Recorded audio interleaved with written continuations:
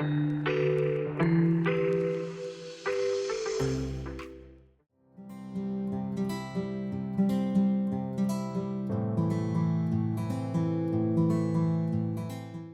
a todas e a todos. Com muita alegria que damos início a mais um momento especial na terceira semana da preceptoria do HU Fiscar, ensinar e cuidar nos tempos atuais. Neste momento, nós temos a honra de receber uma convidada que é referência quando o assunto é formação em saúde e inovação para o ensino, a professora Roseli Silva. Com a sua trajetória marcada pelo compromisso com a qualidade do ensino, a integração ensino-serviço e a valorização do papel do preceptor, a professora Roseli vai nos conduzir em um talk show inspirador sobre inovação em preceptoria. Prepare-se para refletir, aprender e dialogar sobre os novos caminhos para ensinar e cuidar em um cenário que exige criatividade, sensibilidade, transformação e aprimoramento constantes. Sejam todos muito bem-vindos à nossa semana. Professora Roseli, muito obrigada por aceitar nosso convite. Seja bem-vinda aqui ao HU Fiscar conosco. E agora eu vou passar a palavra para você. Obrigado, Letícia, pelas lindas palavras, pelo convite aí do HU.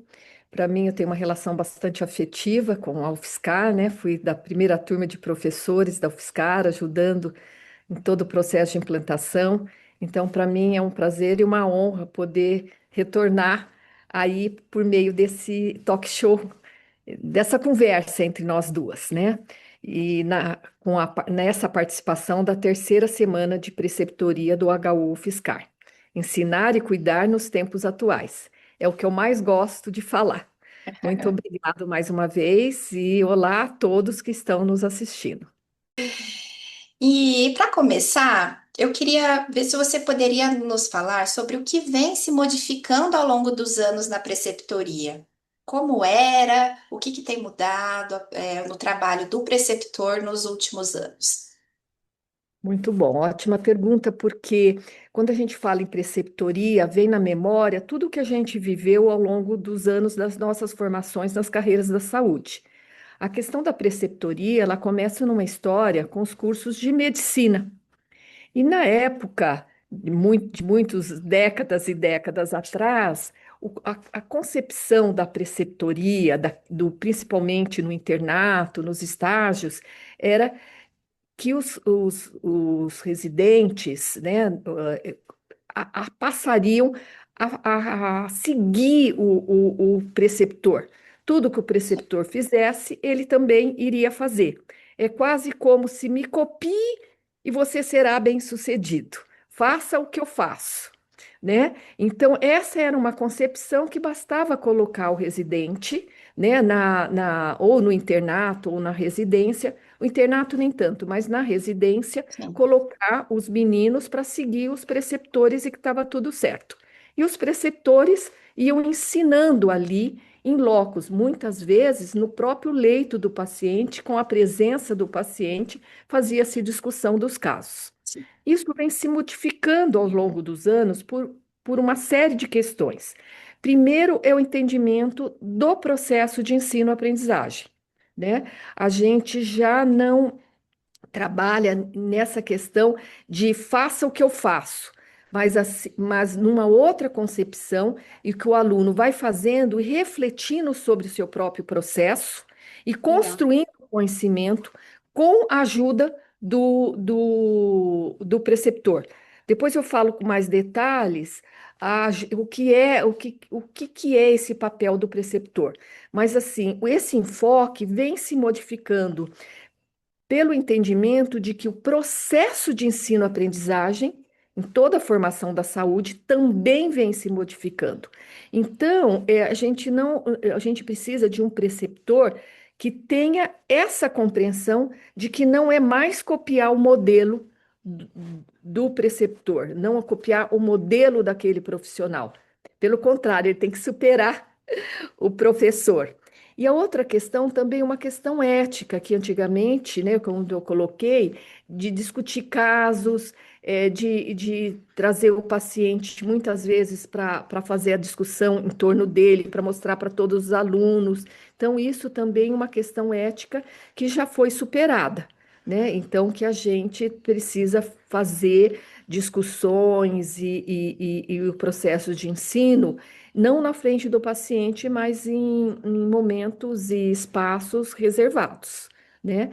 Então, essa modificação, ela já vem acontecendo, mas infelizmente, às vezes é pouco compreendida, Letícia, pelos preceptores, porque os preceptores não têm passado por um processo de formação de preceptor, de entender o papel dele, quais são as novas orientações, qual é o processo de aprendizagem, como deve ser a avaliação, cadê o programa de ensino da preceptoria. Tudo isso no passado não se fazia, né? Então, muitos preceptores que não passaram por um processo de formação continuam fazendo de um modelo de décadas atrás. E muitas vezes até entra em choque com o modelo da graduação, no caso dos alunos que viveram um modelo mais crítico e reflexivo. Os que vêm de escola tradicional, que implementa dessa forma também na graduação, nem vão sentir muito que isso já não é uma coisa que deveria estar sendo feita. Então, de uma forma muito rápida, dizendo que tudo mudou, inclusive o papel do preceptor e a relação do preceptor com o residente. Nossa, é muito legal. Você está falando sobre mudanças, né? Tudo mudou.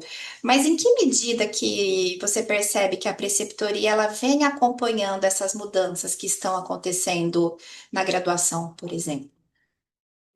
É um pouco lento, eu vejo esse movimento dessas mudanças, né?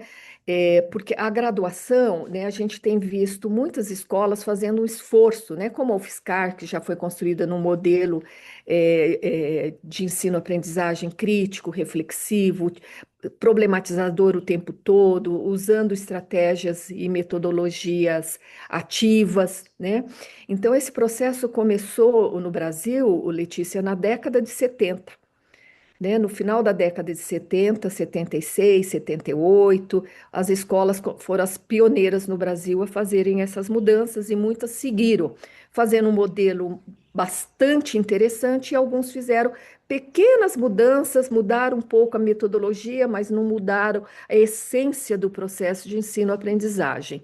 Então, eu diria que nessa última década agora, nos anos 2000, é que as preceptorias vêm ganhando mais relevância para esse processo de mudança, né? Isso muito incentivado pelo Ministério da Saúde, que tem projetos que incentivam a formação de preceptores, no qual eu faço parte de um, né, que eu sou coordenadora de um curso de especialização em preceptoria para o SUS, né, no Hospital Sírio-Libanês, e vários outros hospitais, né, dos projetos PROADES e outras escolas também têm oferecido cursos para preceptor, mas é muito incipiente ainda. Eu diria que a graduação, com tantos problemas para a implementação, não se deu conta de fazer essa transição, sabe? Ou de fazer esse aporte para as preceptorias. Eu vejo que desde o internato, e os cursos da área da saúde em geral também, poucos, poucos vêm fazendo modificações. E aí, esse reflexo na preceptoria tem sido, do meu ponto de vista, muito lento, né? Mas há um esforço, como eu disse, do Ministério da Saúde para que possa apoiar as residências em saúde nessa qualificação de melhorar não só a preceptoria, mas a gestão, né? Eu mesmo já estou coordenando um curso, já 3, 6, já estamos na terceira edição, 9 anos nesse processo, formando gente no Brasil inteiro. Mas o Brasil é muito grande, né? Cada turma nossa do meu curso de preceptoria tem 20 alunos. Né? Nós temos agora a felicidade de estar oferecendo esse curso aí em São Carlos. Acho que você é, é, é, é, é, especializanda Sim, desse sim, sou curso, cursista. né? E isso, e tem. Muitas pessoas do HU são, do município, na verdade. Então, acho que vão entender perfeitamente isso que eu estou colocando, Sim, as mudanças significativas que nós estamos propondo para o papel do preceptor, né? Então, eu vejo que ela existe, essa mudança, né? Na preceptoria, está melhorando, mas ainda falta muito, né? Mas a gente sabe, a gente que é mais velho sabe que é um processo histórico, é uma construção, né? E que o despertar em cada instituição, em cada coordenador, diretor de hospital, né? Eu vejo os hospitais, né, ligados à EBSER, que vem fazendo um movimento muito intenso também nesse sentido, que a gente precisa valorizar. Então, a gente vem fazendo, do meu ponto de vista, lento, né? Mas eu acho que a gente já está iniciando mesmo esse processo. muito legal. E, sim, enquanto esse processo acontece, né?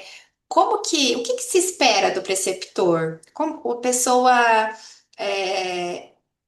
está recebendo o aluno ali, o que que se espera que ele faça com o aluno ou com o residente ali na sua prática de trabalho? Isso. Então, qual que é essa mudança de fato, né, do papel do preceptor? Então, primeiro, eu entendo que ele precisa acompanhar essa nova concepção de aprendizagem, esse novo jeito de se relacionar com o processo de aprendizagem com o aluno, né? Que a gente deixe daquele modelo de dar conduta para o residente, de dizer para ele o que ele está fazendo, e ir para um modelo mais crítico e reflexivo. Ou, seguindo Paulo Freire, que esse processo de aprendizagem seja um processo dialógico, que a relação do professor e aluno construindo o conhecimento. Então, ele tem que ter algumas habilidades que possam dar conta disso, além de estratégias, não só habilidades, mas precisa ter estratégias, né? Como, por exemplo, o preceptor tem que escutar mais e ouvir, escutar mais e falar menos, né? Ele tem que escutar primeiro sempre o que o aluno, o residente tem a dizer sobre isso em qualquer uma das áreas de residência da área da saúde. Antes de dizer, então faça isso, perguntar para ele, como você faria? Como você acha que poderia ser? E quando ele responder, por quê? Me explique. E nesse processo dialógico, ele vai identificando o grau de apropriação do residente, e identificando as lacunas e as fortalezas, para propor um processo de aprendizagem para além daquele que vão nessas relações. Então, ele precisa ter isso muito claro. A outra coisa é que isso aconteça num ambiente seguro e de confiança, como eu coloquei para você no início, né? Não dá para fazer essa discussão na frente do paciente. Então, geralmente, os hospitais e escola têm um processo, uma sala, tem lugares de apoio, ou até no corredor, mas menos na frente do paciente, né? Então, esse lugar seguro também vai poder que o residente se sinta mais tranquilo para dizer até os seus próprios erros, que na frente do paciente como que ele vai colocar isso? Que constrangimento, que insegurança para o paciente isso pode estar ocorrendo, né? Então, escuta, ambiente seguro, confiança. E outra coisa muitíssimo importante é respeitar a diversidade de opiniões, né? Então, quando faço essa discussão, geralmente os preceptores fazem em grupos, né? Reúne dois, três residentes ali. Então, o que que você acha? O que que acha? Um tem divergência do outro, e é nessa divergência que a gente cresce, né?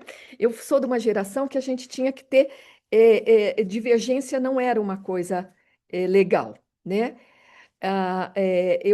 Hoje não, a gente sabe que a gente cresce na divergência, mas numa divergência com respeito à opinião do outro e respeitar o ritmo de aprendizagem de cada residente e poder aí singularizar o que que eu preciso apoiar em um que é, que é diferente do outro. E muitas vezes, né, o preceptor pode, da era antiga, ter aquela imagem do que eu falo para todo mundo e cada um vai se resolver. Hoje nós entendemos que a educação precisa ser singularizada. Eu posso ter residentes vindo de diferentes lugares, de diferentes formações, com diferentes experiências, e isso vai fazer uma residência diferente. Então, eu tenho que entender quais são essas diferenças e dificuldades dos residentes. Então, que eu falo num processo singular do processo de ensino-aprendizagem, né? E outra questão importante é que esse diálogo seja muito significativo para o residente, né? No sentido de questionar, de refletir e de ajudá-lo ele construir o seu próprio entendimento, sempre no sentido de incentivar o pensamento crítico e reflexivo, né? Então, isso que eu falei são alguns elementos de uma aprendizagem crítica, reflexiva, dialógica, significativa, que são as bases de uma educação inovadora. Também deve ser aplicada à residência. Então, a primeira coisa que né, vocês que estão no hospital escola, é pensar numa entrada de preceptores que possam passar por uma discussão de que processo de ensino-aprendizagem nós estamos falando, né?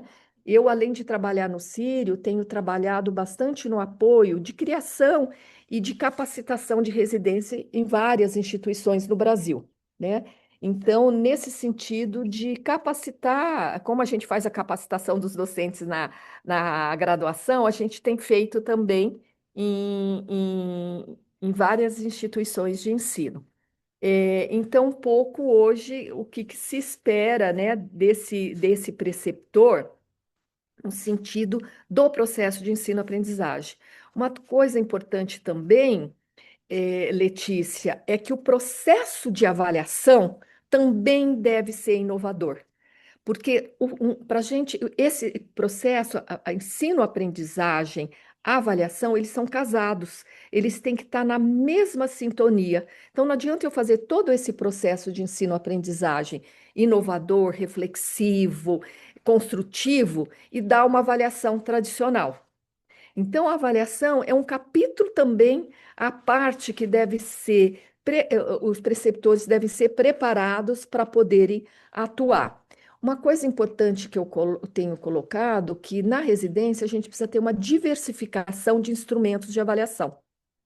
Então faz parte aqui do papel do facilitador pensar que eu tenho um processo de avaliação que a gente tem trabalhado com um referencial que com certeza você ouviu isso no curso de preceptoria, que a gente tem uma pegada de avaliação bastante forte, que é a avaliação mediadora, né? Que a gente trabalha com o referencial da professora Jussara Hoffmann, do Vasconcelos, do José Romão, com vários autores brasileiros que trazem esse sentido que a avaliação, o estudante precisa aprender com a avaliação e não uma avaliação final e punitiva.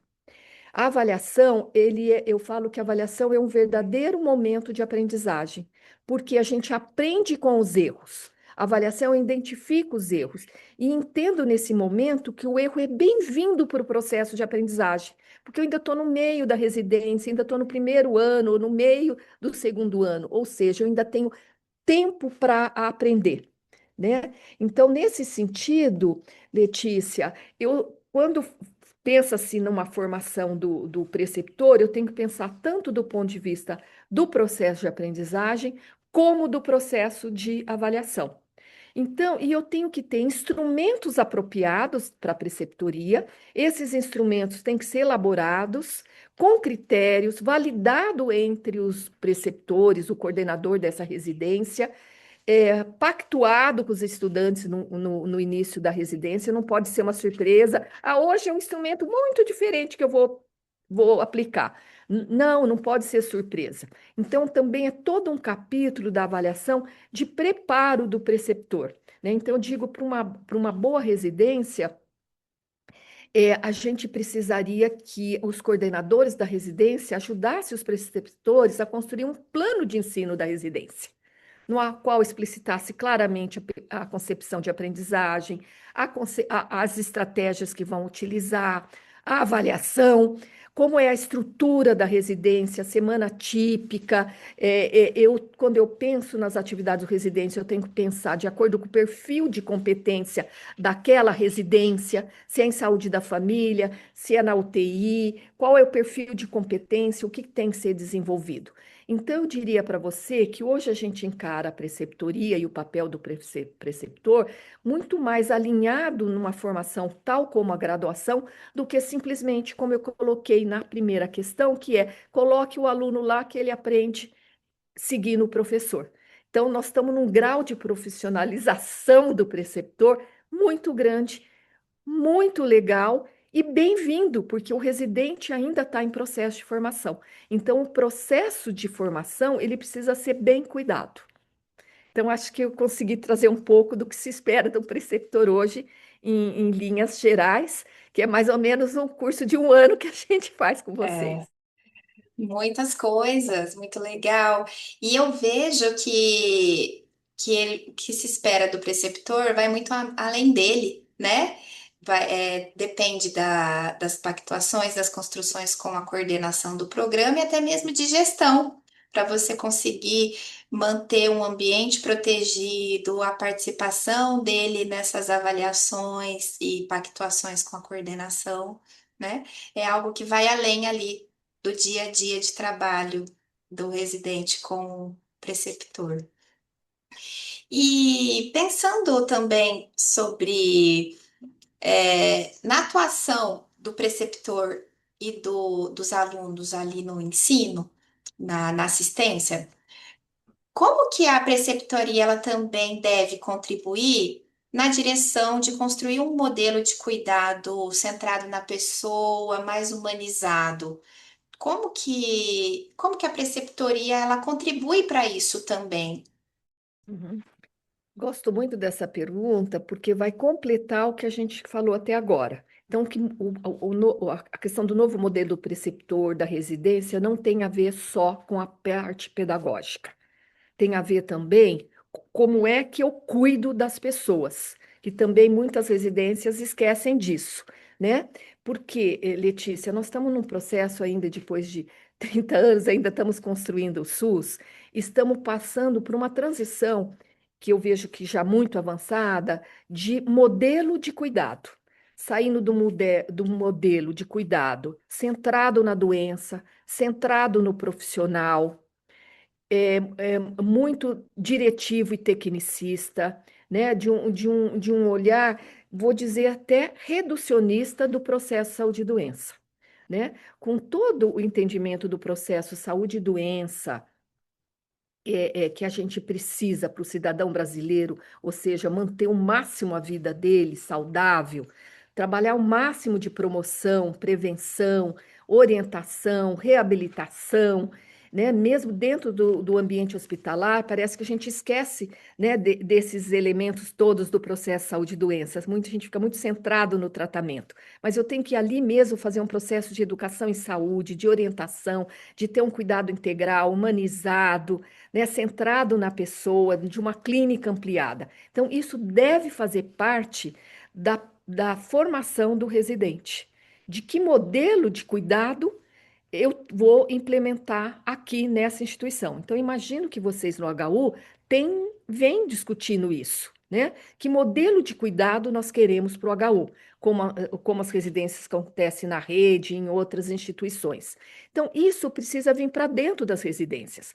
E imagino que os preceptores também vêm de várias partes do Brasil, do estado de São Paulo, fazer parte do HU. Nesse sentido, eles também podem vir com uma formação que pode estar mais numa ponta de um cuidado centrado na pessoa ou de um cuidado centrado na doença. Então, os preceptores também precisam fazer um processo de discussão nesse sentido, né? De que cuidado e como eu incorporo isso na residência. Então, nos processos de residência que eu venho trabalhando e venho fazendo assessoria, a gente tem uma parte muito grande dessa questão de fazer as discussões com os preceptores de que cuidado nós estamos falando e que estratégias eu utilizo para fazer ampliação do cuidado e trazer um cuidado centrado e voltado para a pessoa. Então, isso vai como eu oriento a construção de uma história clínica, como eu dou feedback para as histórias clínicas, a partir do momento que eu assisto uma consulta, uma história clínica, uma entrevista no leito, eu observo e vou dando feedback, fazendo discussões com o grupo no que eu preciso ampliar a clínica. Porque é uma clínica ampliada que eu vou poder ter um processo de cuidado ampliado e um plano de cuidados ampliados. E nesse sentido também eu agregaria a questão do cuidado interprofissional. Hoje os problemas de saúde são tão complexos que um profissional sozinho não dá conta. Então, se eu estou numa UTI, olha a quantidade de profissionais que estão ali. E se eu estou na UTI com 5 profissionais, com o fisioterapeuta, com certeza, com o enfermeiro, com o psicólogo, com o assistente social, e dependendo do hospital, eu tenho um conjunto aí diferente de profissionais e muitas vezes preceptores todos. E cada um na sua casinha, cada um no seu momento e cuidando do mesmo paciente. Isso é um modelo superado, né? Nós temos que pensar na interprofissionalidade, tanto para o processo de ensino-aprendizagem, então eu sei que vocês vão trabalhar isso na próxima atividade aí da semana, mas só estou adiantando que isso precisa estar dentro da proposta de discussão do cuidado. Então, tanto de um cuidado interprofissional, como de um processo de ensino-aprendizagem interprofissional. Por que que hoje os profissionais não dão conta de trabalhar interprofissionalmente? Porque não aprenderam a fazer de forma interprofissional.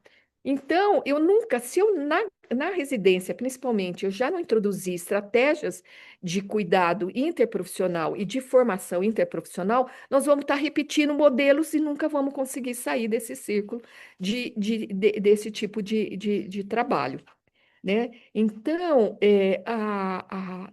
faz parte de uma formação e de um papel do preceptor, tanto olhar no que eu estou mudando no meu processo de ensino, aprendizagem e avaliação, como do cuidado em saúde que os residentes estão prestando e que eu estou orientando. Não sei se eu respondi, se você quer completar ou perguntar mais alguma coisa.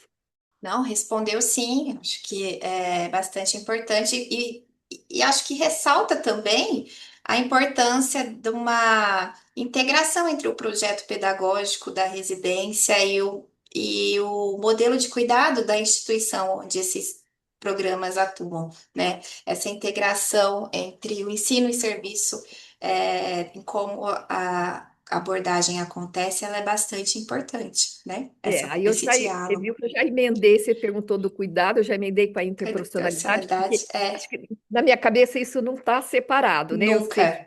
elas vão trabalhar, a Jaqueline, Márcia e Flávia vão trabalhar a questão da interprofissionalidade, mas isso não se separa, né?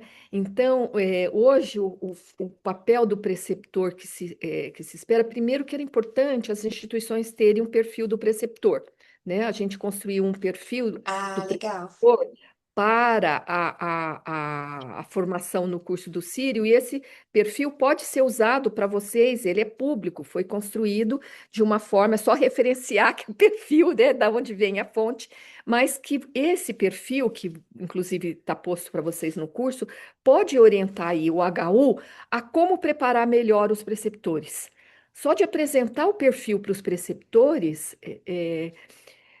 Letícia, e fazer a discussão, que ali está expresso o que se espera dele. Isso vocês já estão tendo um avanço. E aí, o que pode vir nessa sequência? Bom, se me espera disso, como eu me preparo?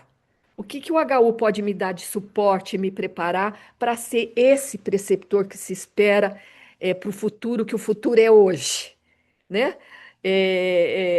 Então, hoje a gente tem discutido muito o futuro e a gente vê muito, né, em alguns canais de televisão falando do futuro e dizendo o futuro é hoje. Eu concordo, o futuro é hoje, não é para daqui 10 anos. Daqui 10 anos nós estamos falando em outro tipo de preceptor.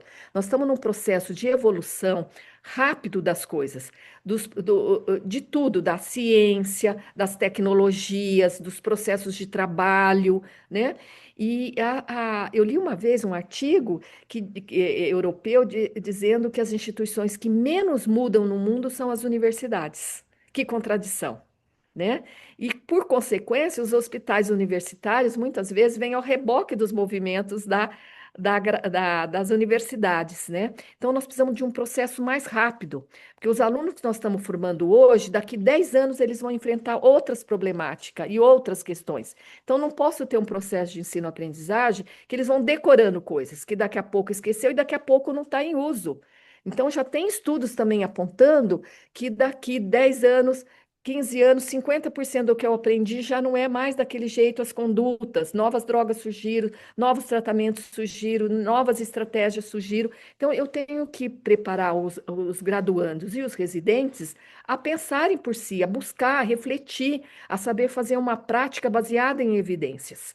E isso tudo é possível se eu tenho um processo de ensino-aprendizagem que, que permita que construa esse sujeito que vá continuamente buscando o aprendizado. É o self-long learning, aquele que aprende o resto da vida, mas independente do professor, do preceptor, né? Então, está mais do que na hora dar uma virada nesse processo de quem sou eu, preceptor, né? Então, acho que era o que eu tinha aqui para contribuir com vocês, Letícia. Obrigada por essa fala inspiradora. Acho que nós todos sairemos depois dessa conversa com muitas novas reflexões, muitas inspirações para tudo que nós estamos construindo aqui no hospital, né? Somos um hospital novo ainda, perto de outros hospitais universitários, construímos os processos de trabalho, a infraestrutura física e também os cenários de ensino e as competências. Acho que temos uma tarefa agora, para caminhar juntos por aqui. Muito obrigada pela sua participação e quero deixar nossas portas abertas para quando você vier conhecer São Carlos, queremos recebê-la aqui conosco e ver os frutos da semente que você plantou e regou ali no comecinho dessa nossa história. Quando eu for visitar, porque conhecer eu já conheço, né? Morei Ah, longe. sim!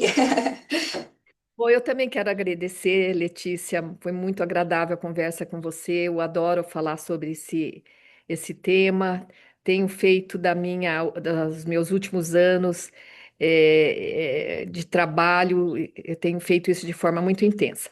E queria me colocar à disposição também, o que vocês precisarem. Estou às ordens, sempre pensando no crescimento aí e melhorando a formação aí da UFSCar. Muito Com obrigada, um certeza. abraço. Para você também. Um abraço. Tchau, tchau.